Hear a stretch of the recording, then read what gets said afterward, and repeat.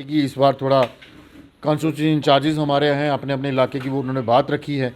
और आपने देखा ही होगा जैसे पिछले असेंबली एक हफ्ते से जो पीछे चल रही है रेगुलर, और उसमें जो जो मुद्दे हमारी पार्टी के एमएलएज ने उठाए हैं बर पर जोर से उठाए हैं, मगर कहीं ना कहीं हमें ये ज़रूर लगा कि जो सरकार है उनकी आवाज़ को दबाना चाहती है, उनके बिलों को दबाना चाहती है, और जो लोग काम करना चाहते हैं, जो ग्राउंड लेवल की जो परेशानियां हैं, हमारे एमएलओ ने इसको भरपूर जोर से उठाया। जैसे आपने देखा होगा वहीद परे साहब ने लास्ट में इतनी ज़बरदस्त जो बात की और लोगों के हित के लिए बात की। वहाँ डेली वेजर्स के मुद्दे थे, वहाँ आम आदमी के मुद्दे थे, वहाँ किसानों के मुद्दे थे।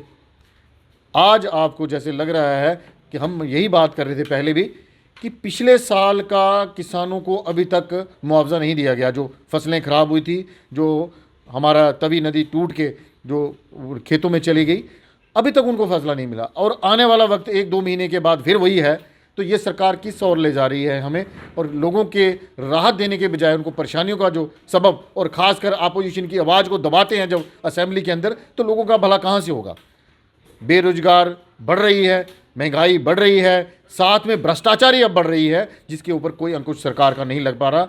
और कालाबाजारी आपने देखा होगा कि सिलेंडरों की इतनी धर कर किनार पड़ी है, लोग आज परेशान हैं। 30 दिन के अंदर शहर के अंदर जिसके घर परिवार बड़े हैं, वहाँ 15 दिन के अंदर सिलेंडर ख़त्म हो जाता है।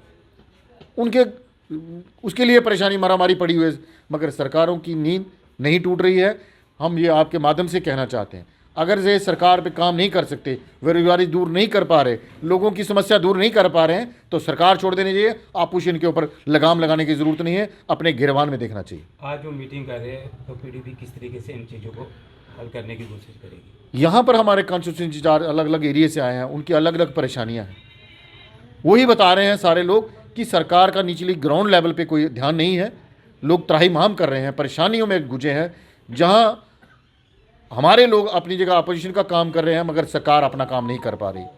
जो मैंने आपको पहले बताया, समस्याएं यूं की दूं पड़ी हैं, मगर मैं कहता हूं अगर ये नहीं कर रहे तो गवर्नर साहब यहाँ बैठे हैं, और बीजेपी की जो सबसे बड़ी जो हमारी यहाँ पर जमात है 28-29 एमएलए लेकर बैठी है, जम्मू के लोगों को उन्होंने उनके ग्रहमो कर्म पे छोड़ दिया, उनके अपने कर्म पे ही छोड़ दिया है कि हमें कुछ नहीं करना, असेंबली के अंदर बैठ के हमें तमाशा देखना है, मगर अपने लोगों की बात नहीं सुननी, उनकी बात नहीं करनी, और ना ही कोई उनका मसला हल करना है। अगर जम्मू के खित्ते में किसान अगर परेशान है तो वहाँ किसी की जिम्मेदारी, आज बीजेपी की जिम्मेदारी है। अगर रोड टूटे हैं, अगर नहरें टूटी हैं, अगर तवी के किनारे दोनों टूटे हैं, तो अगर उनको कब तक कराएगा? जब दूसरी बार पानी लोगों के घरों में घुस जाएगा। नालों की अगर शहर के अंदर समस्या है, उसको ठीक किसने करना है? म्यूनसिपैलिटी की हालत आप बात जानते हैं। मगर बीजेपी यहाँ पर चुप करके आंख मूंद कर सब कुछ देख रही है, मगर लोगों की समस्या हल करने के लिए पाए नहीं। आपके माध्यम से अगर वो हमें सुन पा रहे हैं, तो आने वाली बरसात है जो, उससे पहले इन सब चीज़ों का निपटारा हो जाए तो बेहतर है। अभी तक पिछले साल का इन्होंने लोगों को राहत के नाम को जो पैकेज आया था वो नहीं दे पा रहे हैं। सरकार और बीजेपी की दोनों की मिलीभगत है, और पीडीपी अगर कोई मुद्दा उठाती है तो आपने देख लिया असेंबली के अंदर की उनकी आवाज़ को दबाने